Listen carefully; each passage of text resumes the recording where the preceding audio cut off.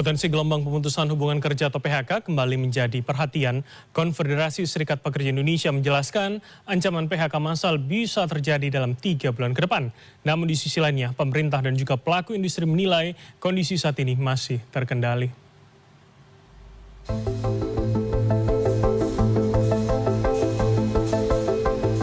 Konfederasi Serikat Pekerja Indonesia atau KSPI memperingatkan potensi badai PHK massal dalam 3 bulan ke depan yang mengancam setidaknya 5 sektor industri utama, yakni tekstil, plastik, elektronik, otomotif, dan semen.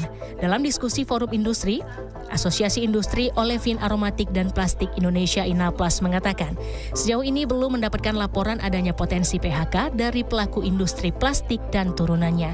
INAPLAS menyampaikan bahwa struktur biaya industri petrokimia dan plastik hilir didominasi oleh biaya bahan baku bukan tenaga kerja. Oleh karena itu, dalam 1 dekade terakhir, isu pemutusan hubungan kerja di industri ini relatif jarang terjadi secara sistemik. Petrokimia dan plastik hilir lebih dominan cost-nya adalah dari bahan baku, jadi bukan cost untuk tenaga kerja.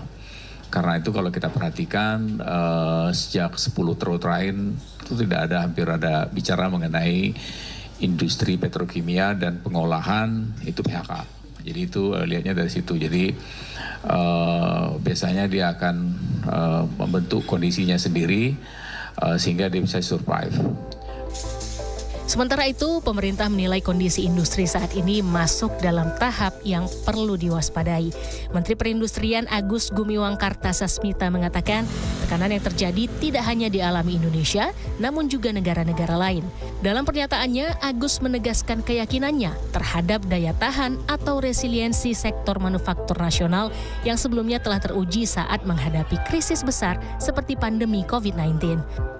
Dan saya tetap percaya dengan resiliensi dari sektor manufaktur. Itu saya percaya.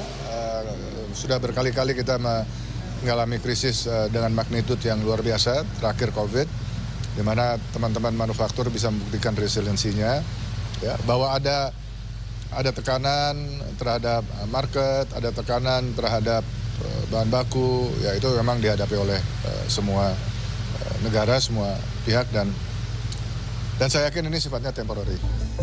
Meski saat ini terdapat tekanan pada pasar dan bahan baku, Menteri Perindustrian menilai kondisi ini diharapkan hanya bersifat sementara dan sektor industri nasional dinilai masih memiliki daya tahan dan dapat kembali stabil.